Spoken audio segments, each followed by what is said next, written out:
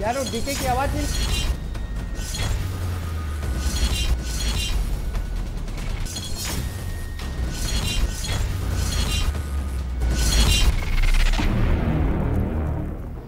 नमस्कार, मैं हूं प्रदीप विश्वकर्मा और आप देख रहे हैं आज का मुद्दा।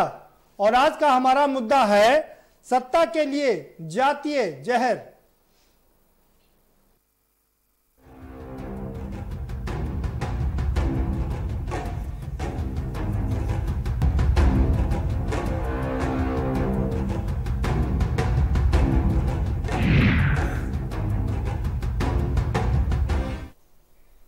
जी हाँ, सत्ता के लिए कुछ भी करेगा।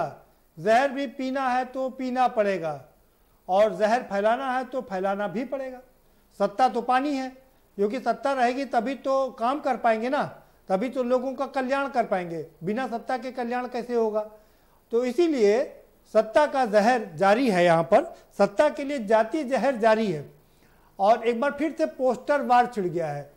समाजवादी पार्टी के एक अखिलेश यादव जी, जिलाध्यक्ष यादव जी ने एक पोस्टर लगा दिया है जिसमें योगी जी को दिखाया गया कि वो फरसा लिए खड़े हुए हैं और उनके सामने ब्राह्मण खड़ा हुआ, यानी कि वो ब्राह्मणों का वध करने के लिए तैयार हैं। जैसा कि वो इतिहास में दर्ज है कि 21 बार जो परशुराम है वो ठाकुरों का 21 बार नरसंहार करने का वचन निभा रहे थे। दूसरी ओर अखिलेश को दिखाया गया है कि वो मुकुट पहने हुए हैं और मुकुट पहनने के साथ साथ में ब्राह्मणों का संरक्षण कर रहे हैं, ब्राह्मण उनके साथ खड़े हुए हैं। तो इसको लेकर के जबरदस्त राजनीति उत्तर प्रदेश में चल रही है और सवाल ये उठ रहा है कि जो पार्टी पहले अल्पसंख्यक और यादवों की पार्टी हुआ करती थी, जिसकी बुनियाद इस पर पड़ी हुई है, उसका अचानक से ये ब्राह्मण प्रेम क्यों उमड़ा है? क्या कारण है और क्यों वो अपने उससे भटक रहे हैं? जरा सी गलती से राम लोटन निवास को, एक जरा सी गलती से राम को काल्पनिक बता देने के कारण उनको उनके पद से हटा दिया जाता है। तो क्या अब समाजवादी पार्टी की राजनीति पूरी तरीके से बदल रही है? और वहीं बहुजन समाज पार्टी भी इससे पीछे नहीं है, वो भी लगातार राम को लेकर के, परशुराम को लेकर के अपना प्रेम जाहिर कर रही है। तो ये जो सत्ता के लिए जातीय जहर है, इसी पर चर्चा करेंगे। हमारे साथ में खास मेहमानों का पैनल जुड़ा हुआ है, हम उनसे आपका परिचय कराएंगे, लेकिन उससे पहले आपको एक रिपोर्ट दिखा देते हैं। जरा ये रिपोर्ट देखिए और समझिए, फिर उसके बाद इस पर चर्चा करेंगे।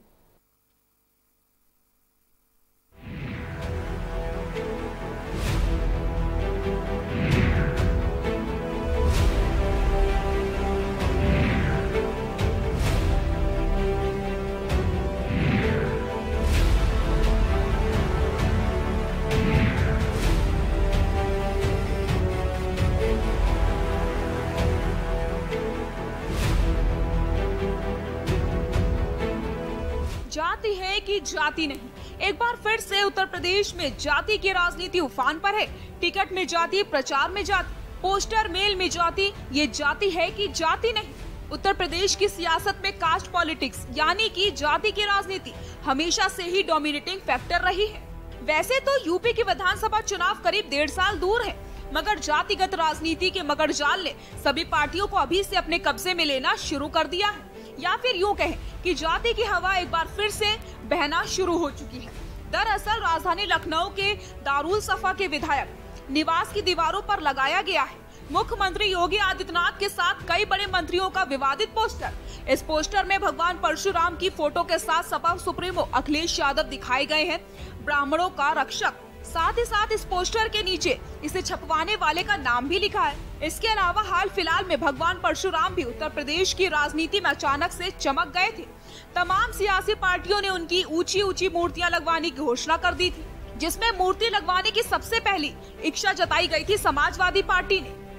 अब कोई कहे या ना कहे, मगर इसके पीछे का मुख्य मकसद ब्राह्मण समुदाय को खुश करना था। वैसे तो उत्तर प्रदेश में कास्ट पॉलिटिक्स की चाल चलने में कोई एक पार्टी नहीं शामिल है। जाति के खेल मामले में तो सभी एक ही थाली के चट्टे बट्टे हैं। कुछ ही वक्त पहले बसपा सुप्रीमो मायावती ने प्रदेश में जाति की सियासत को और हवा देने की रणनीति पर कदम बढ़ाया। बसपा की तरफ से ऐलान किया गया था कि जिस जाति का पीड़ित होगा, बसपा उसके घर उसी जाति के नेता को भेजेंगी, यानी ब्राह्मण के घर ब्राह्मण और दलित के घर दलित। वर्ष 2022 का विधानसभा चुनाव नजदीक आता देख सपा के राष्ट्रीय अध्यक्ष अखिलेश यादव भी अब अपने पिता मुलायम सिंह के सियासी फॉर्मूले को आजमाने की कोशिश में लग गए हैं। गैर यादव पिछड़ी जातियों को सपा के साथ जोड़ने की उनकी कोशिशें इसी ओर इशारा कर रही हैं। यूं तो शतरंज के खेल में भी सिर्फ 2 रंग के ही खिलाड़ी होते हैं, मगर हमारे यहाँ की राजनीति में भगवा से लेकर आसमानी तक और लाल से लेकर हरियाली तक सब के सब अपने रंगों के झंडे उठाए ढोल पीटते हुए नजर आते हैं। चुनावों में बाढ़, बेरोजगारी, अपराध, विकास, ये सब मुद्दे तो ऐसे पीछे छूटते हैं जैसे रेस में कछुआ और खरगोश बनी जाती फुदक फुदक कर तेज कदमों में आगे निकल जाती है। सूबे में जहां जातिगत वोट बैंक को कब्जा करने की होड़ मची है, वहीं बसपा सुप्रीमो मायावती ने एक नया कार्ड खेला है। पीड़ित की जाति के हिसाब से नेता भेजकर अब वोट बैंक कैश करने की मायावती की ये रणनीति कितनी कारगर साबित होगी, ये आने वाला वक्त बताएगा। लेकिन ये जरूर है कि उनके इस बयान के बाद सभी राजनीतिक दल इसकी तोड़ या काट निकालने की जरूर सोच रहे होंगे। कैमरामैन अमित के साथ अभिषेक सिंह, के न्यूज, लखनऊ।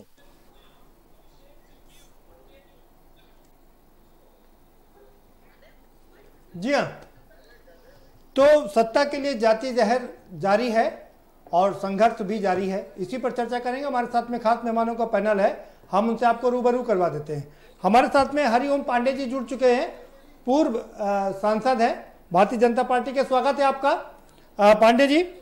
जेपी जायसवाल जी जुड़ चुके हैं हमारे साथ में, पूर्व विधायक हैं समाजवादी पार्टी, आपका भी बहुत स्वागत है। और जावेद अहमद साहब हमारे साथ जुड़े हुए कांग्रेस के प्रवक्ता हैं, आपका स्वागत है। और साथ ही साथ में हमारे साथ में डीके आनंद साहब जुड़ चुके हैं, सामाजिक चिंतक हैं, आपका भी बहुत स्वागत है। और हमारे साथ चैनल हेड आशीष चित्रांशी भी जुड़ चुके हुए हैं, वो आपका भी बहुत स्वागत है। सीधा रुख करेंगे हरिओम पांडे जी का। हरिओम पांडे जी, ये जो राजनीति चल रही है, अखिलेश यादव को ब्राह्मणों का संरक्षक बताया जा रहा है। जी, आपको आवाज मिल रही है? हरिओम पांडे जी, आपको आवाज मिल रही है? और उसमें सारी आवाजें मिक्सअप हो जाती। भाई मैं अपनी तकनीकी टीम से कहेंगे कि वो जो ये रिपीट हो रही आवाज, उसको कम करे, खत्म करे। ठीक है पांडे जी, अब आपको आवाज मिल रही है ठीक से? मिल रही है। मैं ये जानना चाह रहा था आपसे, जिस तरह से ये पोस्टर लगा हुआ है और उसमें अखिलेश यादव को ब्राह्मणों का संरक्षक बताया गया है और योगी जी को फरसा लिए हुए दिखाया गया है, क्या कहेंगे आप इसको लेकर? जैसे मुलायम सिंह जी रहे हैं, उन्होंने जब प्रहार करा दिया था तब उस समय ब्राह्मण प्रेम कहाँ चला गया था। मैं अभी आपको एक छोटा सा उदाहरण बनाना चाहता हूँ। अभी अभी उन्होंने जल्दी ही 12-14 जिला अध्यक्षों की घोषणा की है। उसमें मैं ये पूछना चाहता हूँ, ब्राह्मण प्रेम अगर था तो करंट मुद्दा लेके चल रहे हैं तो कितने ब्राह्मणों को उन्होंने जिला अध्यक्ष बना दिया है? ये तो एक शासन सत्ता हथियाने का हथियार है और सस्ती लोकप्रियता पाने का अवसर है। अवसरवादिता की राजनीति करना मेरी समझ से इतना भी निंदनीय है। और समाज, जो भारतीय समाज है, वो भारतीय जनता पार्टी को पसंद करता है। यह चीज सबको डाइजेस्ट नहीं हो पा रही है, चाहे वो हमारे मुलायम जी हो, चाहे हमारे वो अखिलेश जी।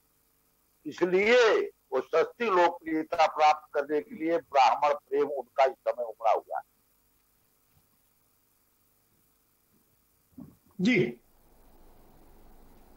जी जेपी जायसवाल जी, क्या आपको आवाज मिल रही है और आप क्या हरिओम पांडे जी को सुन पाए हैं? हरिओम पांडे जी सवाल उठा रहे हैं, जो सवाल हमने भी उठाया कि जो जिलाध्यक्षों की सूची जारी हुई है उसमें तो ब्राह्मण गायब है, लेकिन आप अखिलेश को ब्राह्मण का संरक्षक बता रहे हैं। जी, सबसे पहले मैं बता दूं, आपको धन्यवाद दे दूं, हमारी पार्टी राष्ट्रीय अध्यक्ष जी का सोच बता दें। हम लोग 21वीं सदी में जीने वाले हैं। हम जाति को संघर्ष के रूप में नहीं लेना चाहते हैं। भाजपा के लोग जो हैं, हम निश्चित तौर पर कह सकते हैं कि भाजपा की विचारधारा भाजपा की सोच और आरएसएस की सोच ये है कि हम किसी तरह जात संघर्ष कराएं, कभी हिंदू मुस्लिम कराएं, कभी छोटी बड़ी जातियां कराएं, कभी पिछड़ी फॉरवर्ड की जातियां कराएं। इसलिए ये जातियों का संघर्ष करने के लिए ये लोग इसमें किसी तरह भी माहिर हैं। आज जो जहाँ तक ब्राह्मण समाज की बात है, ब्राह्मण समाज का कहीं न कहीं उत्तर प्रदेश में एक वर्ग द्वारा, जिसका मुख्यमंत्री आदित्यनाथ जी हैं, एक वर्ग द्वारा ब्राह्मणों की हत्या कराई जा रही है, ब्राह्मणों का अपमान किया जा रहा है, ब्राह्मणों की लड़कियों के साथ बलात्कार किया जा रहा है। ये मेरा नैतिक कर्तव्य बनता है सामाजिक पार्टी के कार्यकर्ता का और हमारे राष्ट्रीय अध्यक्ष जी का कि हम इनको संरक्षण नहीं दें, इनके साथ चढ़ के इनका संघर्ष करें लोकतांत्रिक तरीके से। हम लोग इस सरकार का पुरजोर विरोधी करते हैं कि एक वर्ग का नरसंहार, पिछड़ी जात का नरसंहार, इनके जात में एक जाति वर्ग का ही वर्चस्व कायम है। आज भी देखिए थाने पे जो भी थाने हैं, इनमें सब जगह करीब करीब एक ही वर्ग के लोग ही थाना अध्यक्ष बनाए जा रहे हैं। ब्राह्मण समाज का अपमान किया जा रहा है, पिछड़े समाज का अपमान किया जा रहा है, दलित समाज का अपमान किया जा रहा है।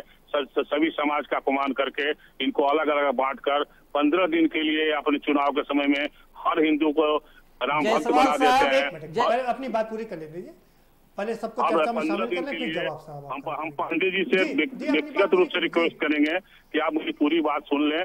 आप भी ब्राह्मण समाज के हैं, नैतिकता धर्म को पालन करने वाले हैं, आप शास्त्र के ज्ञाता हैं और आप लोग ही इस समाज को एक बनाने की अहम भूमिका निर्वाह करते हैं। आज फिर से समाज पे एक बड़ा संकट आया हुआ है और आगे बढ़कर एक समाजवादी परिवार जो आपके साथ जुड़ रहा है, आपके साथ संघर्ष करने के लिए आपके लिए लड़ रहा है, इस फिर से समाज को बनाने का काम करेंगे। यही मैं पांडे जी से मेरा निम्न निवेदन है। ठीक है जेपी साहब, आएंगे आपके पास में, आपका समय समाप्त हो गया है। ठीक है, आपसे सवाल जरूर लेंगे, आपका समय समाप्त हो गया है। सवाल ये है, लेकिन वो हम आपके बाद में सवाल करेंगे। जावेद साहब का रुख करेंगे। जावेद साहब, क्या कहेंगे आप? अचानक से ब्राह्मण प्रेम जग गया है समाजवादी पार्टी का, लेकिन जो उनका बेस वोट बैंक है अल्पसंख्यक और यादव, उसको कहीं ना कहीं भुलाते नजर आ रहे हैं। हालांकि जिलाध्यक्षों की सूची में सबसे ज्यादा वही है। नहीं, देखिए प्रदीप जी, ये तो किसी भी पार्टी का अपना आंतरिक मामला है, लेकिन इस जाति जहर को लेकर जो पिछले दिनों से चर्चा उत्तर प्रदेश में चल रही, कांग्रेस जातिवाद पे विश्वास नहीं करती, वो समाज पर भरोसा करती है। देश के आम नागरिक पर, वो किसी जात समुदाय धर्म के हों, उन पर भरोसा करती है। लेकिन निश्चित रूप से उत्तर प्रदेश के अंदर सरकार बनने के बाद से जिस तरीके से कुछ जातियों को, कुछ वर्गों को, कुछ धर्मों को चिन्हित करके उनके ऊपर जिस तरीके से अत्याचार हुआ, आप विवेक तिवारी से लेकर आप अभी तक घटनाएं देख लीजिए। पत्रकार विक्रम जोशी की हत्या रही हो, बलिया में पत्रकार रतन सिंह की हत्या रही हो, कानपुर में संजीत यादव की अपहरण के बाद हत्या रही हो, डॉक्टर कफील का मामला रहा हो। लगातार देखिए कि किन जातियों के ऊपर सरकार ने अपनी निगाहें टेढ़ी कर रखी हैं। उनके अच्छे लोगों के साथ, आप अपराधी के साथ कानून के आधार पर जो बर्ताव कर रहे हैं उस पर कोई विरोध नहीं है, लेकिन जिस तरीके से जातियों को चिन्हित करके उनको निशाना बनाने का काम किया जा रहा है, तो ये किसी भी दल का राजनीतिक धर्म है कि वह ये भरोसा उत्पन्न करने का काम करे, ये उस जात को, वर्ग को, समुदाय को, समाज को विश्वास दिलाने का काम करे कि हम आपके उत्पीड़न के विरुद्ध यह संघर्ष करने के लिए तैयार हैं और इस संघर्ष के बाद निश्चित रूप से आपको संरक्षण कानून का मिलेगा और कानून का संरक्षण यह संवैधानिक अधिकार है इस देश के हर नागरिक का। लेकिन किस तरीके से आप विरोध करेंगे, कमियों को उजागर करेंगे?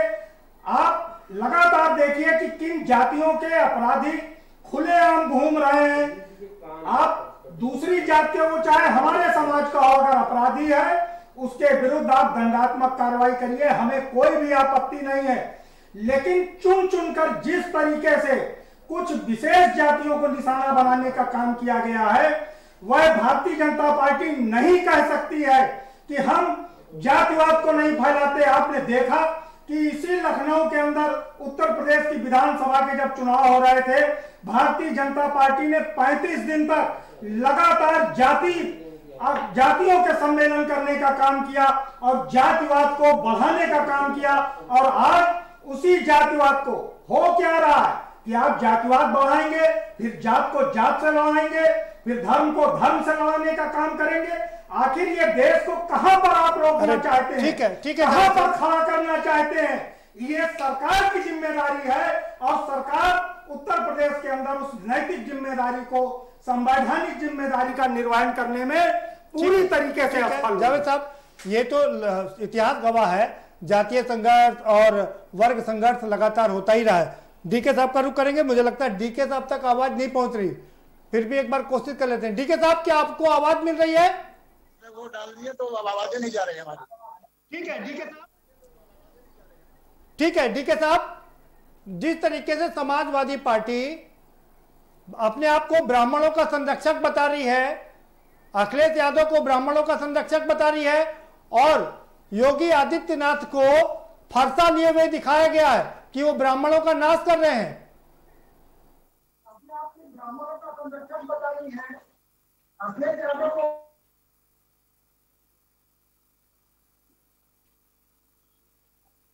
जी डीके साहब, लगता है डीके साहब तक आवाज नहीं पहुंच रही है।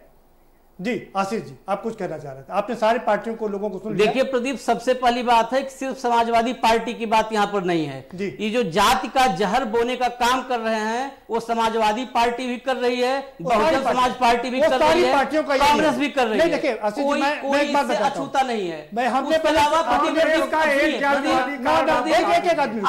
आप जब से कांग्रेस का जातिवादी कार्ड, आप सबसे पहले ब्राह्मणों के संरक्षक बन करके आप उभर के सामने आए। सुनिए, समाजवादी पार्टी की बात आशीष जी, अब मैंने पहले ही कह दिया है, सारे लोगों से हाथ जोड़ के कह दिया है कि कोई भी पार्टी, कोई भी राजनीतिक पार्टी जात की राजनीति नहीं करती है। ये हमने खुल के कह दिया, क्योंकि सारी राजनीतिक पार्टियां चैनल पर आकर के कहती हैं कि हम जात की राजनीति नहीं करते, लेकिन वास्तविकता यही है कि वो जात की राजनीति करती हैं और धर्म की राजनीति करती हैं, हर प्रकार से राजनीति करती हैं। देखिए प्रदीप, इसकी बात आप करेंगे पर्दे के पीछे से जात की राजनीति, तो जब से आजाद भारत में राजनीति की शुरुआत हुई तब से है। यहां तक कि उसके पहले ही इसकी शुरुआत हो चुकी थी। आजादी के बाद भी सबसे पहले जो आज अभी जावेद साहब कह रहे हैं, जाति की राजनीति, ब्राह्मण दलित वोट बैंक का फॉर्मूला, ये सबसे पहले कांग्रेस की देन है राजनीति में। लेकिन कांग्रेस को यह श्रेय जाता है, ये कामयाबी रही कि कांग्रेस इस जाति के जहर को, जाति के खेल को राजनीति में पर्दे के पीछे से खेलती रही। सबसे पहले वाम सेफ से, जब वाम सेफ की लड़ाई और दलितों के अस्तित्व की लड़ाई काशीराम लड़ते रहे, तो 60-65 सीट से ऊपर नहीं जा पाए। और सबसे पहले खुल करके जो जाति का, खुल करके जो है दांव पे जाति का खेलना शुरू किया और जहर बोना, वो 1993 में इसका प्रयोग किया, जब दलित के अलावा ब्राह्मणों को कुछ टिकट दिया काशीराम ने। और उसके बाद मुलायम सिंह यादव का फॉर्मूला, मुलायम सिंह यादव 1989 में, 1987 में हासिमपुरा की घटना के बाद ही मुस्लिमों पे डोरा डाला, और मुस्लिमों पे डोरा डाला 87 हासिमपुरा के बाद, और मुस्लिम यादव माई समीकरण लेके आए। मेरा ये कहना है, मैं आपको एक बात बताऊं, इस जाति के जहर का नुकसान समझ लें, उसके बाद अपना अपना जवाब सारे लोग देते रहे। इस जाति के जहर का नुकसान ये है कि पिछले 2 दशक की राजनीति, खासकर गेस्ट हाउस कांड के बाद उत्तर प्रदेश में एक जो राजनीतिक प्रतिद्वंदिता, सामाजिक प्रतिद्वंदिता में बदल गई दलितों और यादवों में।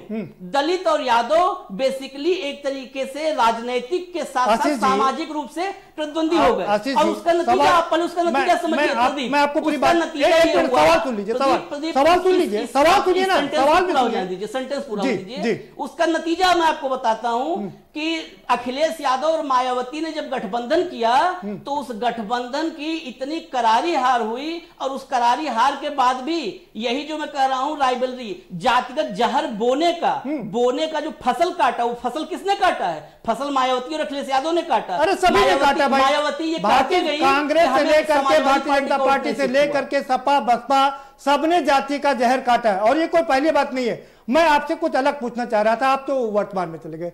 इतिहास गवाह है, इतिहास में भी जातियों का ही संघर्ष रहा, वर्गों का संघर्ष रहा। हम मुगलों की बात करें, अंग्रेजों की बात करें, जब मुगल अपनी सेना भेजते थे, अगर कोई हिंदू शासक होता था, उसको क्रश करने के लिए भेजते थे, तो हिंदू शासक को ही भेजते थे। तो कोई नई बात नहीं है ना, ये तो लगातार इतिहास गवाह तब तक चलता रहा है, कोई इसमें नया काम थोड़ी ना कर रहे। ठीक है, जायसवाल जी के पास, जायसवाल जी सवाल आपके पास यह है, आप ब्राह्मण की राजनीति कर रहे हैं, लेकिन फिर आपका यादव और अल्पसंख्यक का क्या होगा? आपका जो बेस वोट बैंक है। जी मैं बता दूं कि हम लोग पिछड़ों की राजनीति करते हैं। जी हमारे पिछड़े में यादव हैं, मुस्लिम हैं, और भी जातियां, पिछड़ी जातियां हैं, चौहान है, निषाद है, राजभर है, सभी के जातियों। आप बहुत धन्यवाद की पात्र हैं। हमारी बात को सुन जेपी जायसवाल जी, मुझे आपको पहले थैंक यू बोलना चाहिए। आपने खुलकर सुन लीजिए जेपी जी, आपने खुलकर स्वीकार किया कि आप पिछड़ों की राजनीति करते हैं, वरना तो कोई पार्टी स्वीकार नहीं करती है कि वो जाति की राजनीति करती है। सारी पार्टियां यही कहती हैं कि वो जाति की राजनीति नहीं करती है। हमारी बात सुन लीजिए। हम आपसे कहना चाहते हैं कि हमारे उत्तर प्रदेश में हमारे नेता मुलायम सिंह यादव ने 89 से ही पिछड़ों की राजनीति किया। जो पिछड़े हमारे किसी न किसी रूप में दबे कुचले हुए थे, दलित की राजनीति किया। हमारे चौहान, निषाद, राजभर, प्रजापति, इस तरह की जातियों, छोटी छोटी जातियों का लड़ने का काम किया। इस लड़ाई को देने का काम अगर जब आप पिछड़ों की राजनीति करते हैं, अल्पसंख्यकों की राजनीति करते हैं, तो अचानक से ये ब्राह्मण प्रेम कहां से उमड़ पड़ा आपका? आ गया, इसलिए आ गया ब्राह्मण। हमारा प्रेम नहीं जगा है। जब ब्राह्मणों की एक बेगुनाह ब्राह्मणों के साथ अत्याचार होने लगा, तो ये पिछड़ी जात के हमारे नेता राष्ट्रीय अध्यक्ष अखिलेश यादव ने, किसी के साथ भी अत्याचार अन्याय होता है तो समाजवादी पार्टी के लोग, समाजवादी पार्टी के कार्यकर्ता, आपकी जो पार्टी बनी थी, अपनी अत्याचार, हम जात की बात नहीं करते। आपकी जो पार्टी बनी थी तो यही तो कह के बनी थी कि पिछड़ों के साथ में अन्याय हुआ है, अल्पसंख्यकों के साथ में अन्याय हुआ है। और अन्याय किया किसने? उत्पीड़न किया किसने? मेरी बात सोचिए, हम लोग जात की राजनीति, हमारी जात पिछड़ी जात है, पिछड़े जात में जितने पिछड़े जात हमारी समाज के हैं, सबकी राजनीति नहीं करते हैं। हम सबके उत्थान के लिए, सबके संघर्ष के लिए हमारे समाजवादी पार्टी के नेतागण है, लड़ाई लड़ते हैं। लेकिन जो ब्राह्मण समाज की बार बार बात कर रहे हैं, मेरी बात सुन ले, तब याद आता है कि वो पिछड़ी जाति के हैं, उससे पहले तक याद नहीं आता है। आप देखिए, ये भाजपा वाले जब आए, अभी आपने 2017 देखा, 2019 का चुनाव देखा, इन लोगों ने पिछड़ी जात को भ्रमित करके वोट लिया। लेकिन पिछड़ी जात के उत्थान के समय भाजपा के लोग, आरएसएस के लोगों ने क्या किया? उनका विकास रुक गया, उनकी नौकरी चली गई, उनका शिक्षा चला गया, उनका रोजगार चला गया। आज पिछड़ी जात और भी पिछड़ी हो गई। इस जात का संघर्ष माननीय नेता मुलायम सिंह यादव जी ने शुरू किया था, और उसको आगे बढ़ाने का काम हमारे राष्ट्रीय अध्यक्ष अखिलेश यादव जी कर रहे हैं। अगर किसी भी जात के वर्ग पे, चाहे वो ब्राह्मण हो, क्षत्रिय हो या संख्यक को मिला करके माई समीकरण चलाया था, उसके बाद अधिकार और पता नहीं कौन कौन से समीकरण चलाए। है जी, हेलो हेलो जी जी, हमारी आवाज आ रही है, अपनी बात रख सकते हैं। जी सर, हमारे कहना ये है आपसे, जी आ रही है आवाज। हम पिछड़े जात के लोगों के साथ, हमारे राष्ट्रीय अध्यक्ष जी की, नेताजी की संघर्ष की जो कहानी है कि आज पिछड़े जात अपनी हक की लड़ाई लड़ता है। कल जो हम तक बड़े बड़े लगातार ये फिर पोस्टर क्यों लगवा रहे हैं आप? पोस्टर लगने का कारण फिर ये पोस्टर लगाने का क्या मतलब नहीं है। समाजवादी पार्टी के लोगों का पोस्टर लगाने का काम नहीं है। ये काम जो है, ये भाजपा के लोग जो झूठे हैं, झूठ बोलते हैं, समाज में भ्रम पैदा करने का काम करते हैं, इनकी प्रवृत्ति है इस तरह की। ये झूठ की राजनीति करते हैं, झूठ बोल को जनता के करते हैं। ईमानदारी से बात करता क्या? ये अलग बात है कि आपने ईमानदारी से स्वीकार कर लिया कि आप पिछड़ों की राजनीति करते हैं। हरिओम पांडे जी का रुख करेंगे। पांडे जी, भाई जाति की राजनीति तो सभी करते हैं ना। अगर ब्राह्मणों के साथ में वो खड़े हुए हैं तो आपको दिक्कत क्या है? जनता पार्टी जाति की राजनीति करती होती तो आज तक जिस तरीके से समाजवादी पार्टी, कांग्रेस और भाजपा ने किया है सबने, लेकिन हमारे देश के यशस्वी प्रधानमंत्री, प्रदेश के यशस्वी मुख्यमंत्री ने कभी ये नहीं किया कि जाति आपने एक आरोप लगाया था। पांडे जी, आपने एक आरोप लगाया था, उस आरोप का जवाब सुन लीजिए। आपने कहा था 12-13 जिलों के जिलाध्यक्ष घोषित किए गए, उसमें कोई भी ब्राह्मण वर्ग का नहीं रखा गया।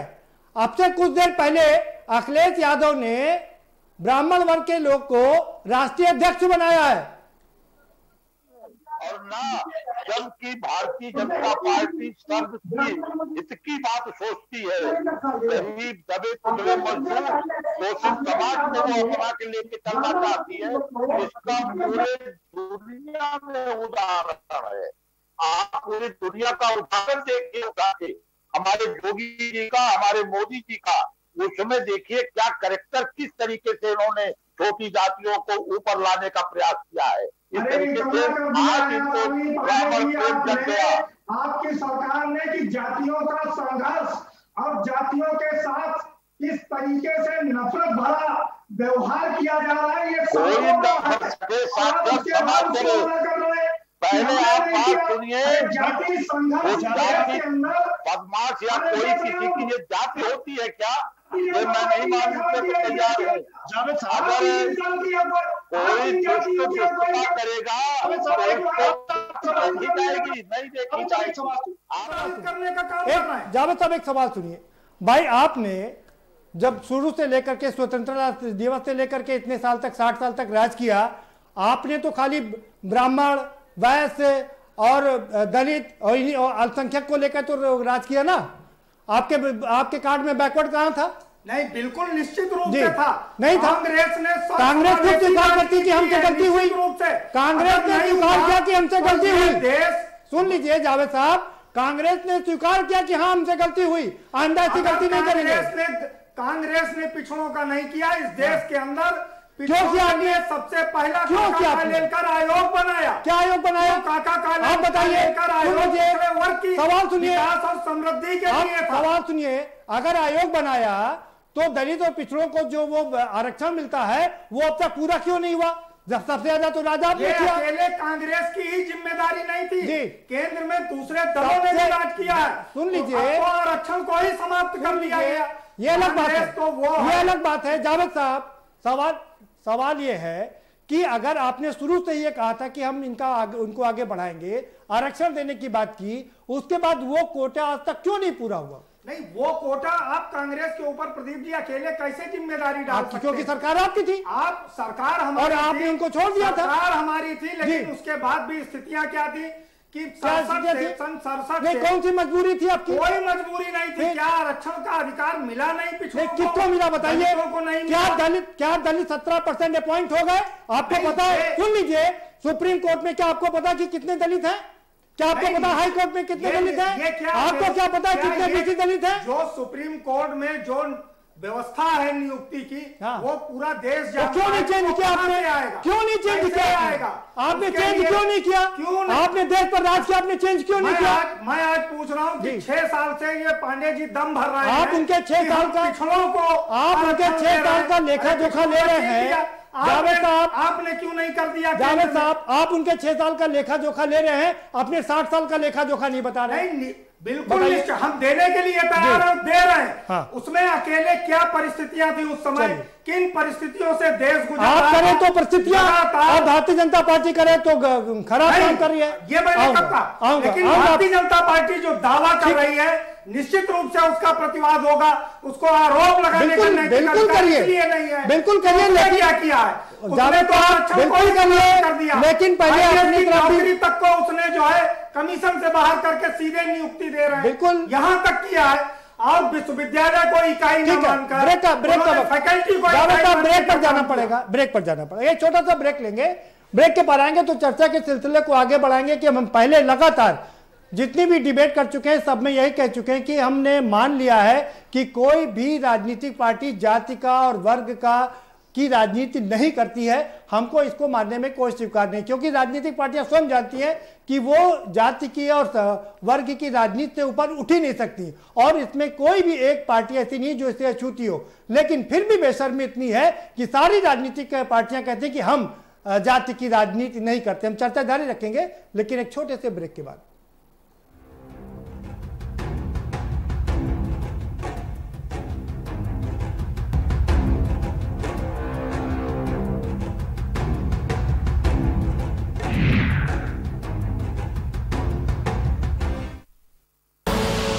आप देख रहे हैं के न्यूज, खबरों का सारथी। उत्तर प्रदेश के औद्योगिक इकाइयां और करोड़ों कामगार आज आत्मनिर्भर होने की राह पर हैं। राज्य सरकार ने आत्मनिर्भर उत्तर प्रदेश रोजगार कार्यक्रम लागू कर 1.25 करोड़ लोगों को रोजगार उपलब्ध कराया है। श्रमिकों का स्किल मैपिंग कर अब तक 50 लाख से अधिक लोगों को सूक्ष्म, लघु एवं बृहत औद्योगिक इकाइयों में रोजगार की व्यवस्था की जा चुकी है। जब से मेरा रोजगार यहाँ कंपनी में खुला है तब से मुझे काम मिल गया, अपने बच्चे लोगों को और अपना पेट पाल ले। आज प्रदेश की 7.97 लाख औद्योगिक इकाइयां क्रियाशील हो चुकी हैं। इनमें से 98.7 हजार नई एमएसएमई इकाइयों को 11,163 करोड़ रुपए का ऋण दिया जा चुका है। सरकार के अनुकूल कदमों के फलस्वरूप पेप्सिको ने 800 करोड़ रुपए तक का निवेश करने का मन बना लिया है। इसी प्रकार आईटी कंपनी माइक्रोसॉफ्ट भी ग्रेटर नोएडा में 4,000 कर्मचारियों की क्षमता का कैंपस स्थापित करेगा। इसके अतिरिक्त उत्तर प्रदेश के लाखों रेहड़ी पटरी वालों के व्यवसाय के लिए प्रति दुकानदार प्रति पटरी 10,000 रुपए का ऋण दिया जा रहा है। हर एक श्रमिक की सामाजिक और आर्थिक सुरक्षा की गारंटी लेने के साथ हर हाथ को कार्य मिल सके, हर घर में रोजगार उपलब्ध हो सके, इस दृष्टि से सरकार कार्य कर रही है। सरकार और नागरिकों के इस अनोखे तालमेल से आज उत्तर प्रदेश कोरोना पे विजय पाकर विकास की नई राहें बनाने की ओर अग्रसर हो चला है। बड़े बड़ों को पीछे छोड़ा, TV9 भारतवर्ष ने रिकॉर्ड तोड़ा। देश का number 2 news channel TV9 Bharatvarsh का परचम बुलंद। TV9 भारतवर्ष, बिना शोर शिखर की ओर। TV9 भारतवर्ष, अब तो सब देख रहे हैं। GGS Education Group launches 20% discount on academic fee of courses MBA, BBA, BCA, BFSI and GM, D Pharma, B Pharma. Offers best infrastructure, best transport facility, best academic service and best placement service. Register today to avail 20% discount. Call 9971 496 497 or visit the campus Kanpur Lucknow Highway near Unnao. GGS Education Group. आप देख रहे हैं के news, खबरों का सारथी।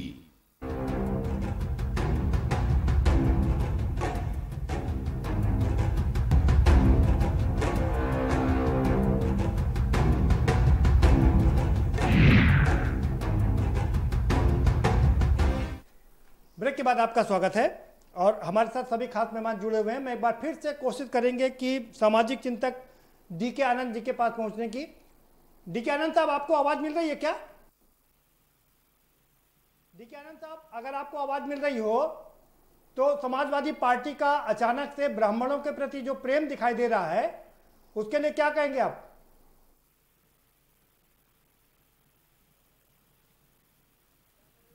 हम ये कह रहे हैं समाजवादी पार्टी की बुनियाद जो पड़ी थी वो पड़ी थी या माई से, यानी कि मुस्लिम और यादव की कॉम्बिनेशन से, लेकिन अचानक से उनका ब्राह्मण प्रेम जग गया है। क्या कहेंगे आप?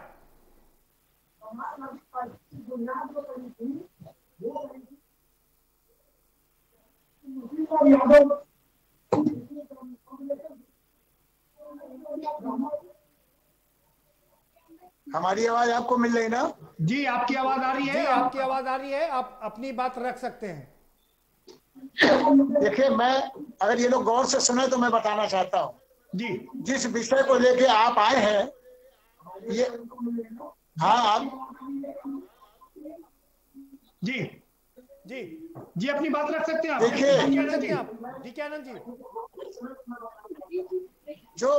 जो विषय आज आपने रखा है जातिवाद का जहर, ये विषय आपने रख दिया है, लेकिन मैं आपसे ये निवेदन करना चाहता हूं कि आप इस देश की जनता का समय काहे बर्बाद कर रहे हैं। ये एक साजिशन, ये चर्चा हो रही है। हमारी चर्चा होनी चाहिए इस समय कि बजट में हमारा शिक्षा का कम कर दिया गया है, चिकित्सा का कम कर दिया गया है, बेरोजगारी बढ़ गई है और चारों तरफ बीमारी का हाल है, और जनता को जो उनकी तकलीफ है उनको बोलने नहीं दिया जा रहा है, उनको रोका जा रहा है कोरोना के नाम पे। बाकी सत्ता पक्ष के लोग लगातार मीटिंग करके अपनी योजनाओं को भेज रहे हैं, इस पर बहस क्यों नहीं होती है? और जातिवाद पर मैं एक बात बोलना चाहता हूं कि जातिवाद का जहर अब नासूर बन चुका है, और नासूर तो फूट रहा है ना। अब जब नासूर फूटेगा तो तकलीफ क्यों हो रही किसी को? जातिवाद को किसने लाया? यूरोशिया से जो आर्य ब्राह्मण आए उन्होंने जातिवाद को लाया, और जातिवाद अब फैल रहा है। और जब जातिवाद फैलेगा तो चिंता तो सबको होगी ही। अब समाजवादी पार्टी अगर जातिवाद का ट्रम्प खेल रही है तो पहले भाजपा वाले से पूछो कि उन्होंने धर्म का ट्रम्प क्यों खेला। अगर वो धर्म का ट्रम्प खेल सकते हैं, समाजवादी भी जातिवाद का ट्रम्प खेलेगी, उसको भी पावर है खेलने का। जब बैकवर्ड क्लास और शेड्यूल कास्ट के लोग जातिवादी कॉम्बिनेशन तैयार करने लगते हैं तो ये ब्राह्मणवादियों के सीने पर सांप क्यों लौटने लगता है? ये विषय क्यों आ जाता है? आप ही ने तो जात को पैदा किया है। इस देश के ब्राह्मणों ने ही तो वर्ण व्यवस्था लागू की, और उसी वर्ण में जातिवादी व्यवस्था है। डीके आनंद साहब, आप एक साथ कई मुद्दे उठा दिए आपने। सुनिए, सवाल यह है, आपने कहा बेरोजगारी है, तमाम दूसरे मुद्दे हैं, उन पर चर्चा क्यों नहीं होती? सवाल सुन लीजिए। सवाल यह है, आपने कहा जाति व्यवस्था अब नासूर बन गई है, इस नासूर का इलाज तो करना पड़ेगा ना, और इसीलिए तो हम डिबेट कर रहे हैं। ठीक किया जा सके।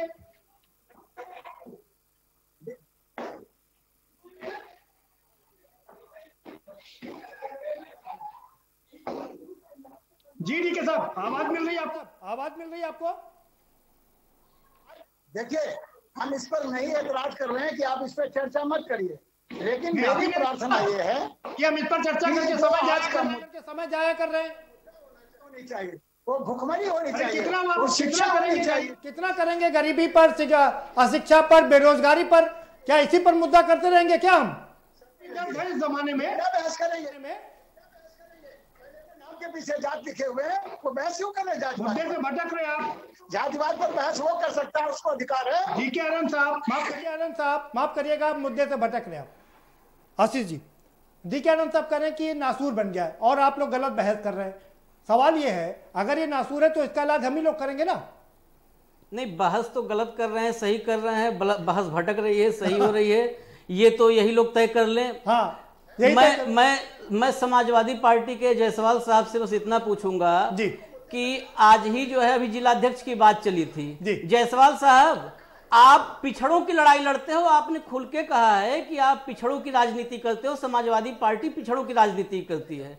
आपके यहाँ एक है प्रबुद्ध प्रकोष्ठ, ठीक है, प्रबुद्ध प्रकोष्ठ में सिर्फ और सिर्फ ब्राह्मण हैं। जो पार्टी पिछड़ों की राजनीति करने का दावा कर रही है उसके प्रबुद्ध प्रकोष्ठ में सिर्फ ब्राह्मण हैं। क्या पिछड़े प्रबुद्ध नहीं हैं? क्या दलित प्रबुद्ध नहीं है? पहला ये सवाल, इसका जवाब आप दीजिए। दूसरा इसी के साथ है, प्रवक्ताओं की लिस्ट आई है, उस प्रवक्ता की लिस्ट में एक भी दलित नहीं है।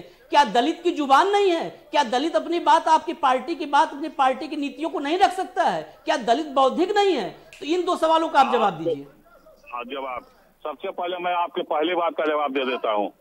हमारी समाजवादी पिछड़ों की बात हो गई जी।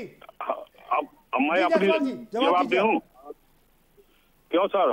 मैं अपना आपको जी जवाब दूं? जी, आप अपनी बात रख सकते हैं, बिल्कुल जी। ऐसा है कि मेरी पार्टी पिछड़ों की राजनीति करती है, जो पिछले आदम अंतिम छोड़ के बैठे हुए हैं। हमारी पार्टी दलित की भी मदद करती है। हमारी पार्टी पिछड़े के साथ साथ अगर कोई हमारे कमजोर वर्ग का तबका का, चाहे ब्राह्मण समाज हो, क्षत्रिय समाज हो, अन्य समाज की हो, आप भरमाइए नहीं। आपसे सीधा सवाल पूछा गया है कि जो प्रवक्ताओं की लिस्ट है उसमें एक भी दलित क्यों नहीं है? क्या दलित के मुंह में जुबान नहीं है? सवाल नंबर 2, प्रबुद्ध प्रकोष्ठ में सिर्फ ब्राह्मण है, तो क्या बाकी के जो लोग हैं वो प्रबुद्ध नहीं है? अपनी बात कर दीजिए, दूसरा कोई बोलेगा ही नहीं।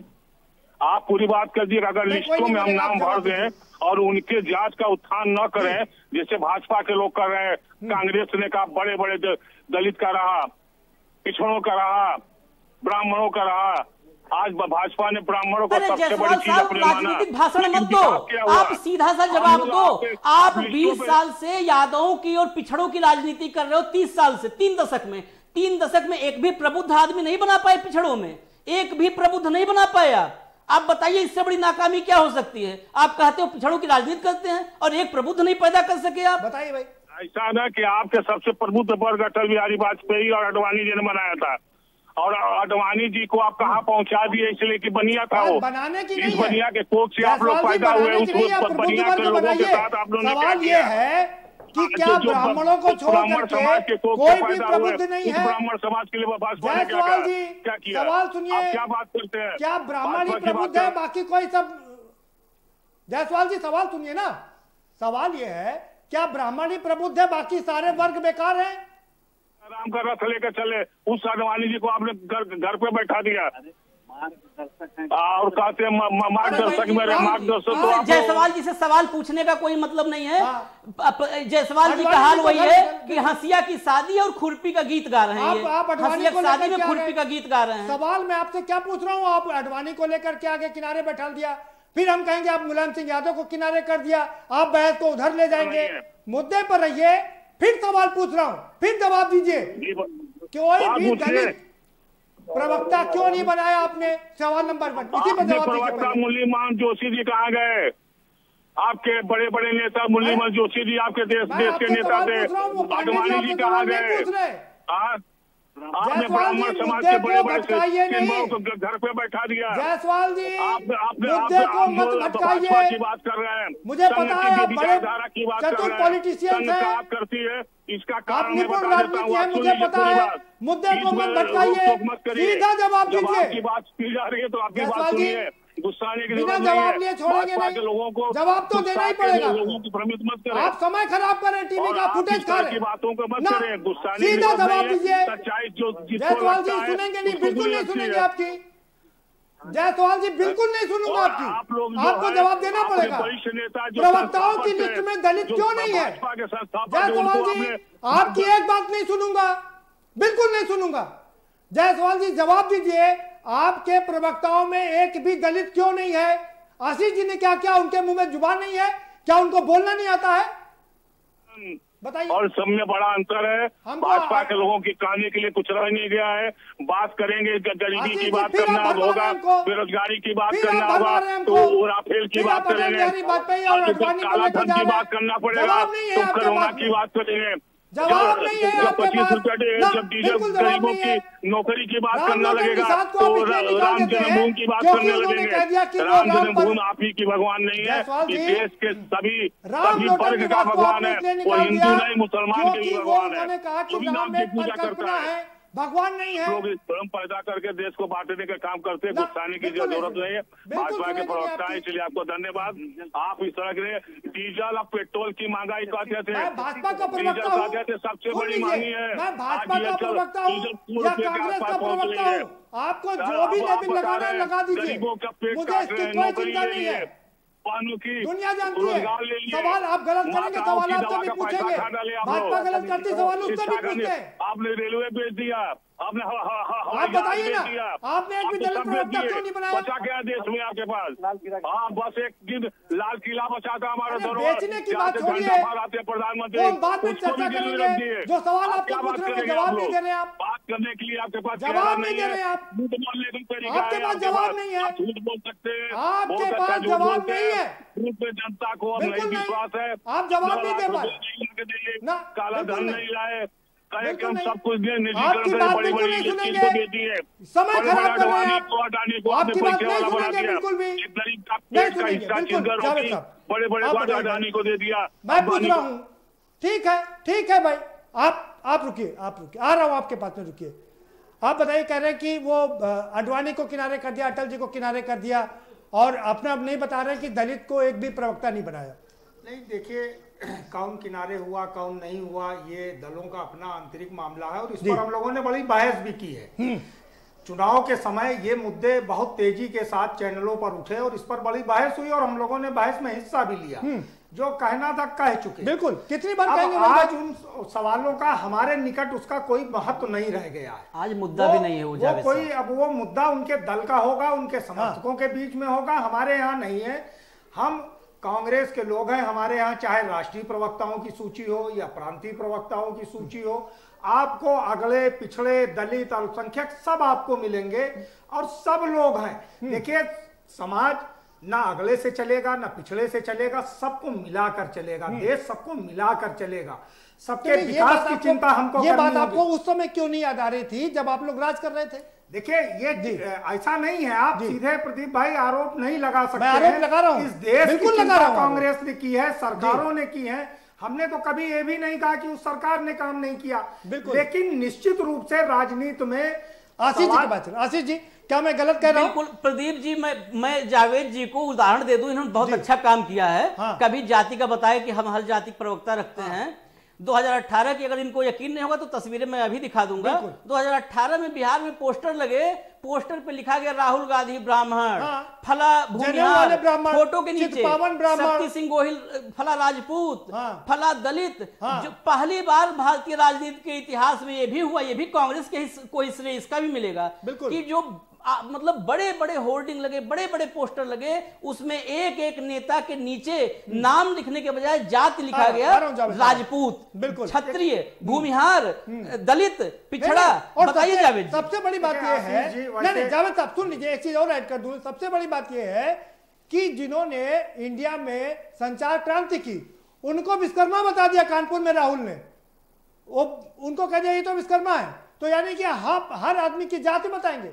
नहीं, देखिए वो मुंह से कभी कभी अचानक कोई शब्द भी निकल जाता है। वैसे मैं पत्रकार या कि किसी बात का मैं खंडन और मंडन करने में विश्वास नहीं करता हूं, लेकिन आशीष जी ने जो सवाल उठाया, ये स्थानीय किसी आदमी ने, किसी ने छपवा दिया। राजनीति में विरोधी भी इस तरीके का काम करते हैं। देश के अंदर कोई नहीं जानता था कि नितिन गडकरी ब्राह्मण है, लेकिन जब वो अध्यक्ष बने और चुनाव अभियान में जुटे तो उनके नाम के साथ यही भारतीय जनता पार्टी पंडित नितिन गडकरी लिखने का काम करती थी। क्यों लिखने का काम करती थी?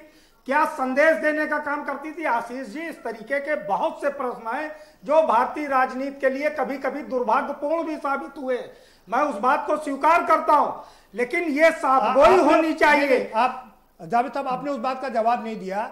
आपकी जो लिस्ट है, उस लिस्ट में क्या सारे लोग रहते हैं? आप जरा मुझे दलित का नाम बताइए, उसमें कितने दलित हैं? नहीं, क्यों नहीं है जी? आप मुकुल वासनिक को क्या कहेंगे जी? वो भी प्रवक्ता हैं, क्या वो दलित समाज से नहीं आते हैं क्या?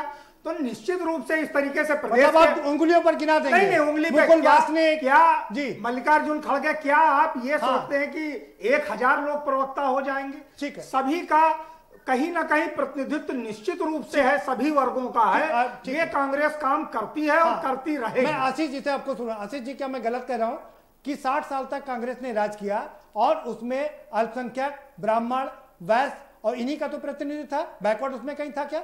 कांग्रेस ने, मैंने अभी आपको कहा कि कांग्रेस जो जाति के जहर की बात है, इस जहर को जैसे वैक्सीन खोजा जा रहा है, अभी हम लोग खोज रहे हैं कोरोना का वैक्सीन, तो ये जो जातिवाद का जहर था, इस जहर का आविष्कार कांग्रेस की देन है।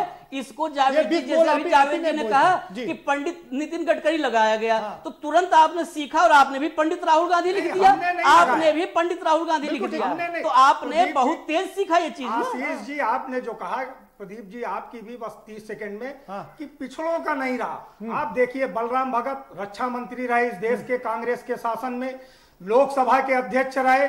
आप इस तरह श्यामलाल यादव उत्तर राज्यसभा के सीताराम केसरी के साथ क्या हुआ? उत्तर प्रदेश के अंदर जयराम वर्मा कांग्रेस के बड़े पुरोधा थे, सांसद और मंत्री रहे। ऐसे भारतीय जनता पार्टी भी करे नहीं, आप इस बात से और ताकतवर लोगों में रहे, ताकतवर लोगों में बड़े होशियारी से कुछ लोगों को ब्रांड के तौर पर बना के रख देते। ब्रांड तो देखिए बीजेपी बना के रखती है। आप देख लीजिए, सामने केशव मौर्य को आगे खड़ा करके चेहरा बनाकर विधानसभा का चुनाव लड़ा। मुख्यमंत्री किसको डिप्टी सीएम बनाया उनको? नहीं, डिप्टी सीएम चेहरा कौन था?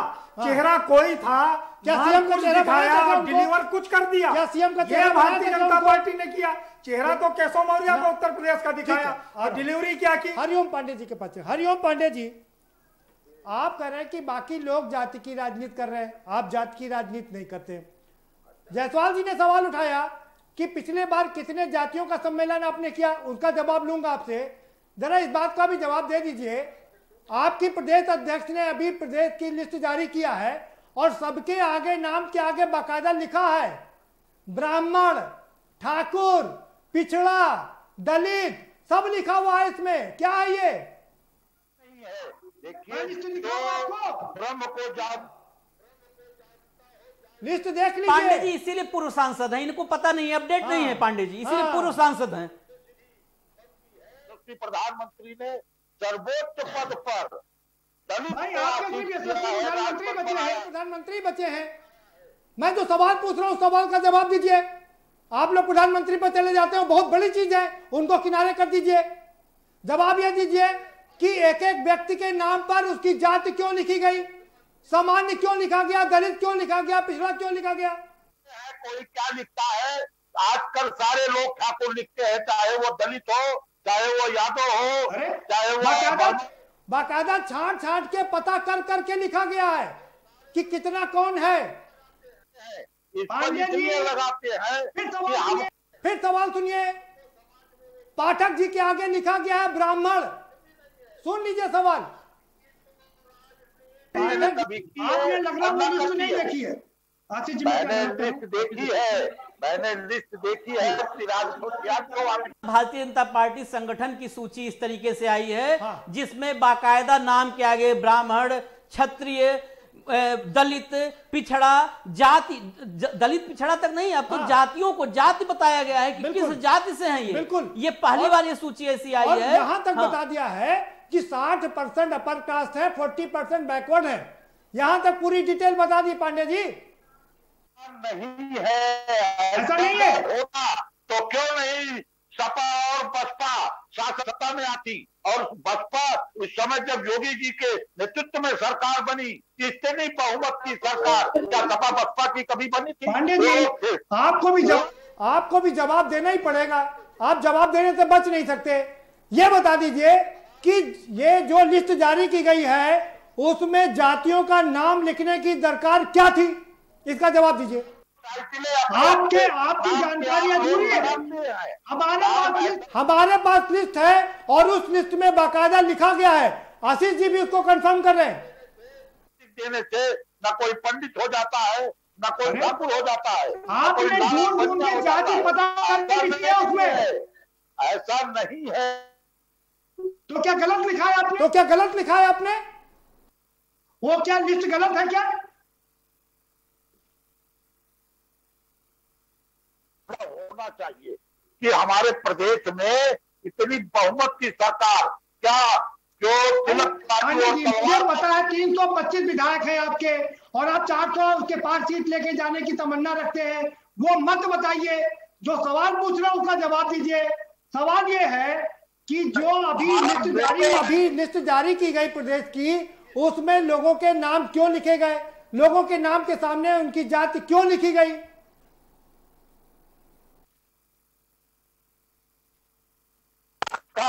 कि जब समाज के सबसे निचले तबके को जब तक मैं लाके बराबर नहीं खड़ा कर दूंगा। आप लोग समाज के सबसे निचले तबके को और लाइन में खड़े अंतिम व्यक्ति के चेहरे पर मुस्कान लाते हैं, लेकिन 73 साल हो गया अब तक मुस्कान नहीं आई। प्रदीप उसमें भी अगर ये पिछड़ों को आगे ला रहे हैं तो उसमें भी फेल हो गए। लोहिया का नारा था, जब लोहिया ने इस जो है जातीय उत्थान को राजनीति का टूल बनाए जाने का समर्थन एक नारे से किया था कि पिछड़ा पावे 100 में 60, पिछड़ा पावे 100 में 60, और आपने तो 40 दिया। आपने 40 दिया है, तो आप इसमें भी फेल हो गए। आप जातीय उत्थान भी नहीं कर पा रहे हो पांडे जी, नहीं कर पा रहे हो ना। और उसके अलावा एक और सुन लीजिए, पिछड़ों को और दलितों को जो आरक्षण मिला वो पूरा नहीं हुआ आज तक, लेकिन ईडब्ल्यूएस का आरक्षण तुरंत पूरा हो गया, कहीं कोई रुकावट नहीं है।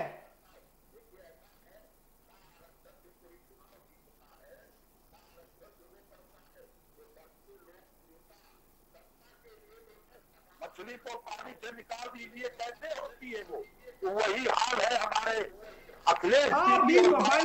भी पांडे जी दूसरों पर आरोप लगा करके समय खराब कर रहे हैं, सवाल का जवाब नहीं दे रहे हैं। क्या आप अपने प्रदेश अध्यक्ष से ये पूछने का साहस करेंगे कि उन्होंने अपनी लिस्ट में जातियों का नाम क्यों लिखा?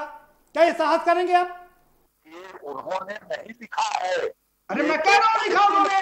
टाइटिल है, टाइटिल आपको भी लगा। मैं टीवी के सामने से ठोक के कह रहा हूँ लिखा हुआ है इसमें। आप टाइटिल लगा के आप काम कर रहे हो, ऐसा तो कुछ है नहीं, वो टाइटिल है। पांडे जी मेरा आपसे एक निवेदन है अभी डिबेट खत्म होगी, डिबेट खत्म होने के बाद वो लिस्ट जरूर देख लीजिएगा, अपने को अपडेट कर लीजिएगा। आप पूर्व सांसद हैं और मुझे कहने में ये खराब लग रहा है कि आप अपडेटेड नहीं है। जावेद साहब, क्या मैं गलत कह रहा हूं कि जो लिस्ट जारी हुई है? निश्चित रूप से इसको बाकायदा बड़ा बढ़ा चढ़ाकर और मीडिया में उसको प्रकाशित कराने का और बताने का प्रयास किया गया जी।